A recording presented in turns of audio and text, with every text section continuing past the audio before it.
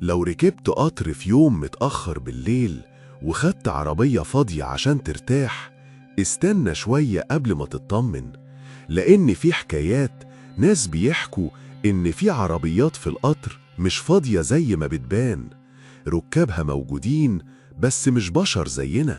تعالوا كده نتخيل سوا. الساعة قربت 12:30 بالليل، محطة قطارات شبه فاضية، الدنيا مضلمة شوية، الجو ساقعة والدنيا بتشتي. شخص اسمه محمود عنده 35 سنة، راجع من شغله متأخر وكان لازم يلحق آخر قطر رايح القاهرة. القطر واقف والناس بتجري تركب. محمود طلع بسرعة، أول عربيتين زحمة جدا والوقت بيجري، فقرر يدخل عربية في آخر القطر.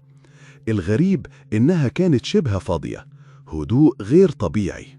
محمود دخل وقعد في أول كرسي، لكن وهو بيرفع راسه لمح ركاب قاعدين على الكراسي البعيدة، كلهم ساكتين، مش بيتكلموا مش بيتحركوا، ووشوشهم مش باينة كويس، كأن الإضاءة مقصودة تكون ضعيفة.